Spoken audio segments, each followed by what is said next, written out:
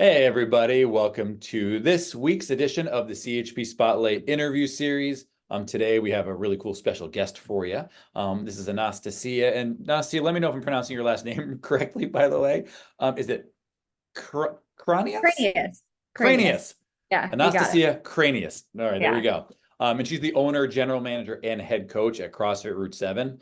I'm going to put their contact information below the video, but you can find them online, obviously, at CrossFitRoute7.com. Just for everybody here, we've worked pretty closely with them for a little while now since we opened the McLean office. And we've had several clients who've gone there and like they do just an incredible job with so many different things. So I wanted to have Anastasia on here today to talk about her story because it's pretty interesting, and also just maybe some things about CrossFit, maybe some misconceptions, things like that. But with all that being said, Anastasia, thank you for joining us. Yeah, I'm excited to talk. I'm excited to be here. Tell a little bit about Awesome. CrossFit. So yeah. Hell yeah. Well, awesome. So first off, your story is super interesting. I want other people to hear it. So tell us a little about your journey about how you became a business owner, really what led you Yeah. to CrossFit Route 7 in particular.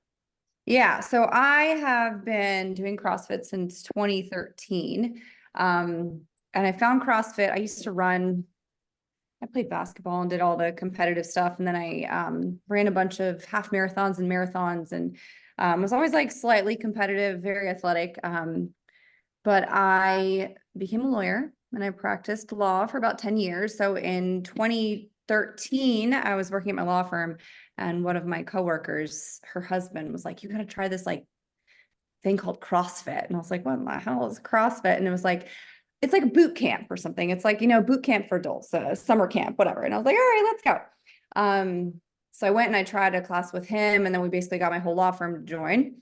So we've all been CrossFitting for about 10 years. And then I started coaching at my gym in like 2020, right at the peak of COVID. Because I was the only coach I shouldn't say the only coach, but I was one of the only coaches who was like, throw me in. I just wanted to coach. I wasn't, nervous about getting sick at that point. I just wanted to coach. So I learned to coach then in 2020. And then I became an owner, and then I no longer practice law, and now I am an owner of a gym. So it's been kind of a weird journey, but I've been doing CrossFit for a while and sort of came to this weird place where I now own a gym. So Yeah. that's in a nutshell. That's in a nutshell. Wow. Yeah. The old classic, law to fitness industry, being a gym owner, entrepreneur path, very, Yeah. very, very classic. Yeah. I mean, it was a hard left turn, which I didn't necessarily expect. I, thought I would do both for a while. May still go back to law at some point, but I just kind of jumped in and I loved it so much. And I've just been having so much fun. I mean, it's been a lot of work, like exhausting at times, most of the times, but it's a fun level of exhaustion, and it's very rewarding and stuff. So I really enjoyed it. So for now, I'm not really practicing law, but again, who knows what the future holds. But so yeah, that's kind of how I got where I am. But yeah, I've only been an owner of the gym for about 2.5 years now. So Wow. short term as an owner, long term CrossFitter. Got it. Well, you know what? It's your influence at the gym. I've told you this before, is definitely felt because, as soon I remember the one thing that impacted me and that stuck out to me the first time I, went into the gym, because I remember I just opened our McLean facility, and, we're new in the community, wanting to, just build relationships with good people out there who are trying to also make a positive impact, and had, seen good things about you guys online. Obviously didn't know much. And came in there, and kind of the environment kind of strikes you as soon as you Yeah. walk in, where it's a very positive, welcoming atmosphere. Everybody there's super kind of, and just seeing like the classes, there's just a very positive, supportive culture that you have there. And I'd love to hear, how did you, what's the biggest thing that you and your team have really done to build and foster just that great reputation you have in the Northern Virginia area? Yeah. So I'm really lucky. I have 9 coaches, and we all, we're all friends. They all have full-time jobs. We all do other things. But they all love the community, and they love CrossFitting, and they love coaching and stuff. So I'm very lucky that we all work really well together.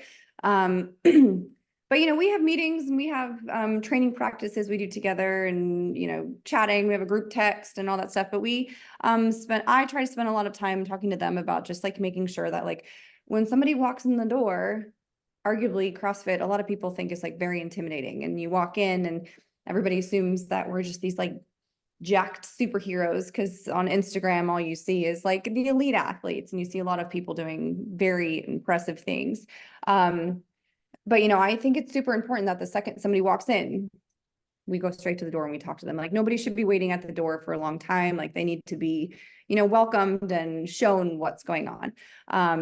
But you know, once they come in, you know, we always encourage people to come try a class. But once they're in a class, it's always like, you know, we tell our members to make sure they go speak with the person and say hello and talk to them. We do icebreakers, and it's just to make sure it feels less intimidating, because I know CrossFit can be intimidating, but it's just so ironic because for me, from the inside, and I think all of our members would agree, I'm like, it's the warmest place, like it's the happiest place, and everybody there is just, you know, we have members that come and just hang out at night, or they'll work out and then they're just sitting around for like 2 hours because they just like to be there. Like literally just last night, or maybe it was 2 nights ago, somebody was saying, she's like, oh, I don't really even feel like working out, but I'm just here because I just want to be here, you know? So it's not intimidating, but I can see how CrossFit itself can be intimidating. So we spend a lot of time just making sure the inside feels good. So yeah, I mean, and that's also part of it, is just like the activities and the events that we host and the competitions and the things that we do to show people what it's like on the inside also, which I think helps people come in. So Yeah. I love that. Yeah, absolutely. I mean, I definitely could see that with, you know, I've been at several different events you guys have done, and there's like, it almost seems like sometimes there's more people there that are just there to be there than there are Yeah. actually like training or working out, which is pretty cool. Yeah. So, Yeah. speaking of just CrossFit itself, right? Obviously, like it's funny. It seems like whenever I mention the word, everybody has an opinion. And so, you know, I love to just get some good feedback out there, some good some break some myths here. And so how does somebody know like if CrossFit is right for them? Do they need to be in great shape or know how to do Yeah. any of these crazy moves in particular before they start? Yeah. So there's like this phrase that's been going around a lot lately, which I really like. And it's like, CrossFit is not for everyone, but it's for anyone, you know? Hmm. So, and I really believe that. I used to be like, everybody can CrossFit. It's for anybody. And I do think anybody can do it. Some people don't like it, right? So it just kind of has to, sort of depends on the person.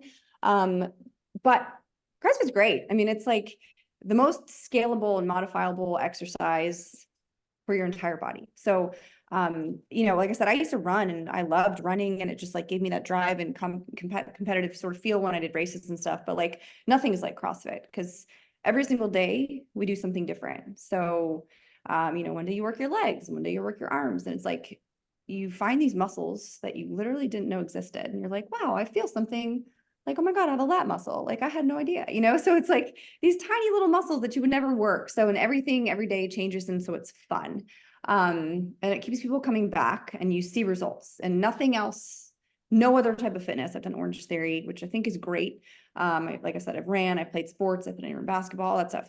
Nothing like produces results like CrossFit. So, but that being said, you don't have to be fit to do CrossFit. Like that's our job, is to get people fit. And I just wish more people trusted that like you can walk in the door and want to lose 50 pounds, or like haven't worked out in 20 years, or you know, women who've recently had babies. You know, it's just like you can be anybody and anywhere in your journey, and we'll meet you there.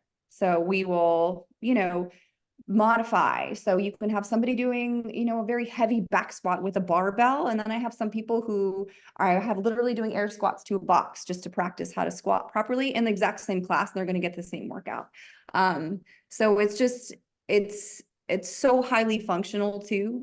You know, lifting things over your head, like these cabinets I can't reach, you know, and it's just functional and it works. So, I don't really know if that answered the question or what the original question was about what CrossFit is, but it's like, it's just so not the cult.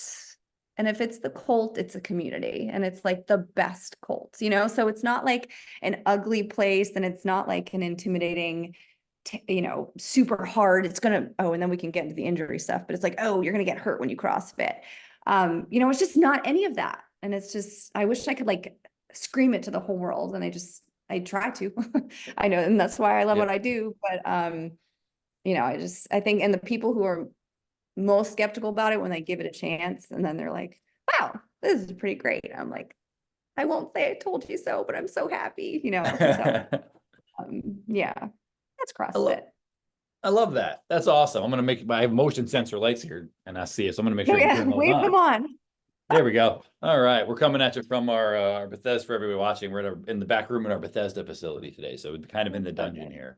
Okay. So first off, love that explanation. Super comprehensive and obviously give some great examples to how you modify. That's the coolest part, is kind of how you have attentive coaches. Because I think also too, a lot of settings, not just CrossFit, but any fitness setting, whatever the case may be, I think it's important for people not just to put it in a box, right? Like I hate it when everybody says like all physical therapy in my world is the same.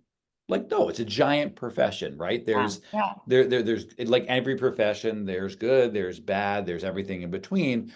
And so what I think is really cool about what you said in your team is that you've great coaches, great people that are very proactive and thoughtful about, okay, how are we going to think through this group, if you will, and hey, modify for what I might need versus what somebody else may need and all that kind of stuff. And you mentioned injuries. So let's talk about that, because I know that's a big one that people talk about. So what do you, I guess it's kind of a vague question, so we can kind of go where we want with this, but what do you do? Of course, injuries are inevitable in any sport, right? You can't, like we always talk to our athletes about this. You can't prevent an injury. All you can do is reduce the risk. But with that being said, what do you do, or what have you guys tried to implement to reduce the risk as much as possible of an injury, or for somebody maybe who's coming in and let's say in their medical history, they've got something going on?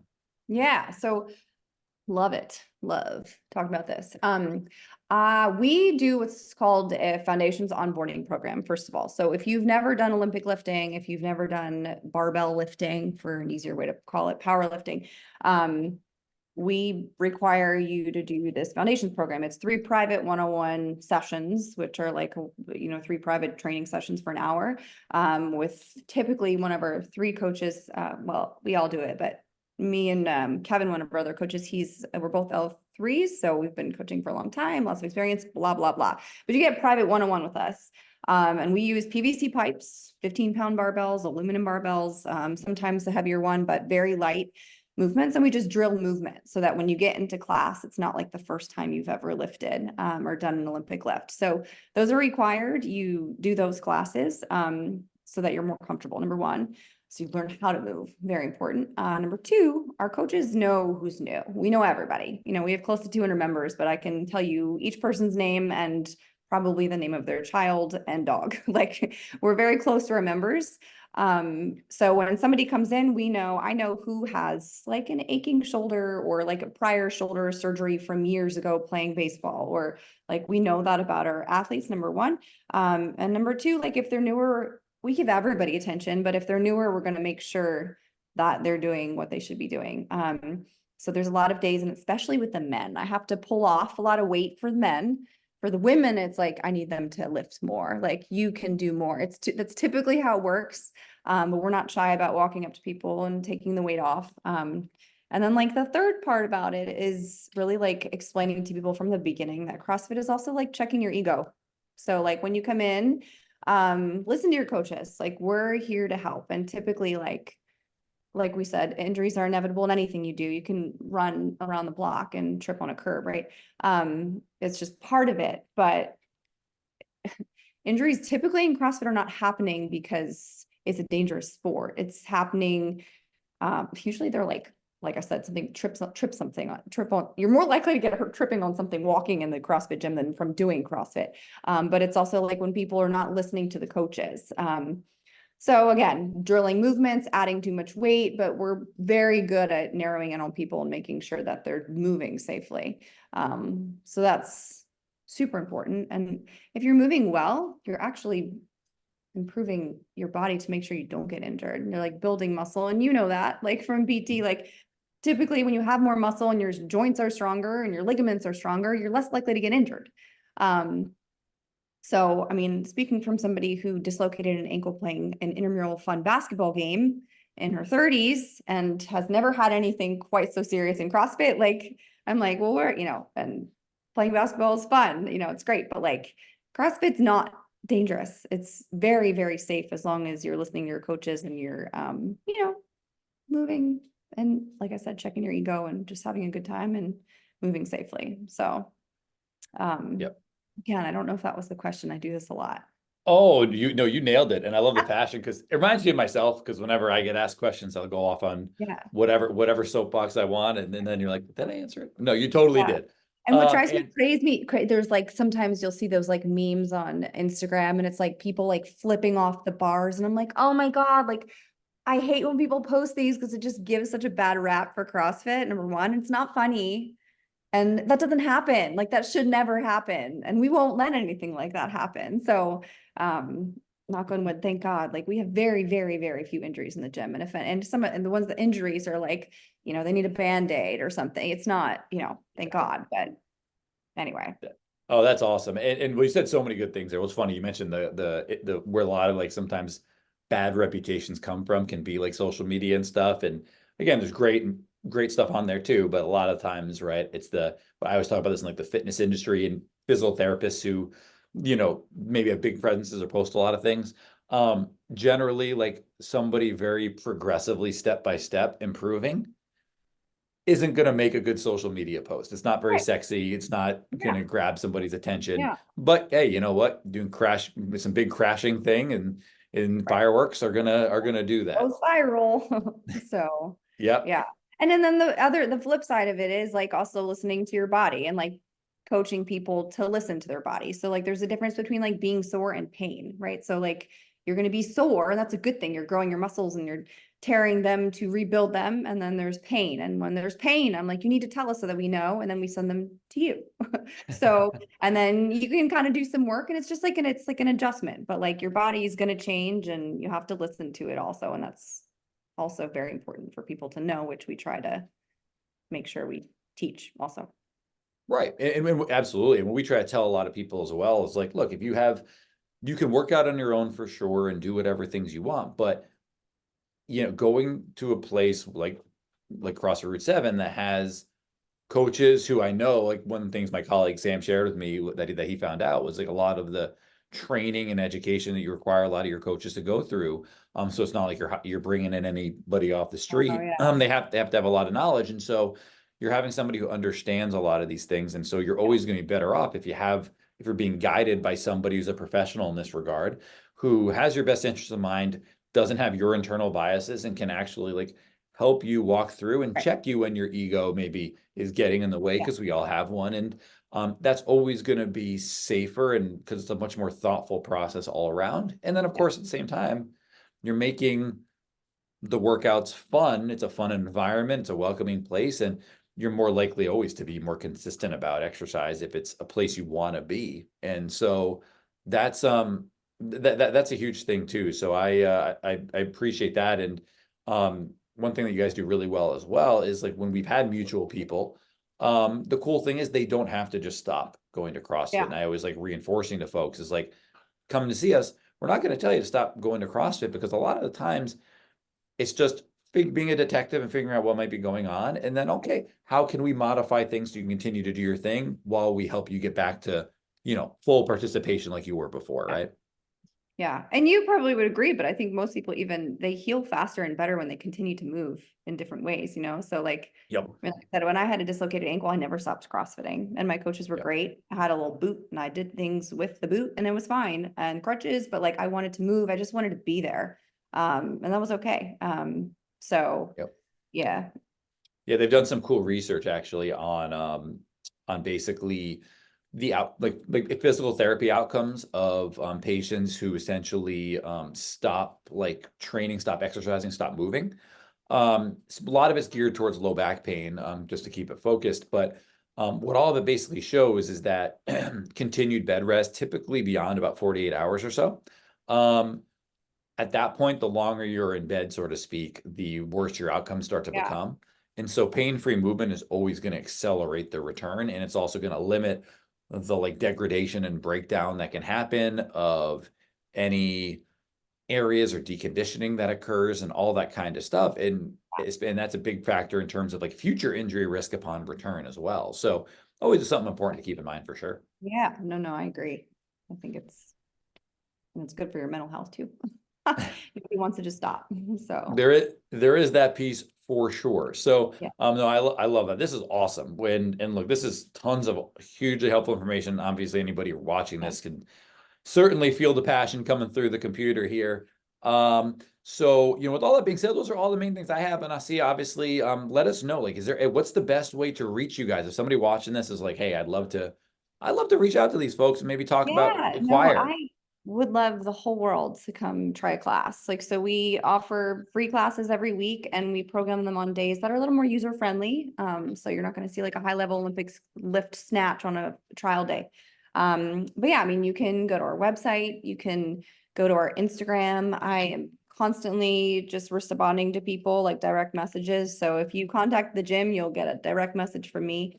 And like if you text through the website or email, it'll go straight to me. And I try and from my lawyer days, I try and get back to people within 24 hours, and I usually get back to you within 24 minutes. Like unless I'm coaching, like I'm always responding to people. So yeah.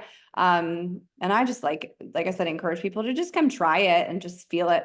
You don't have to sign up, and our foundations program also is like a 2-week program with your classes, and it's just 2 weeks, and then you can sign up. So I'm always like, just try it.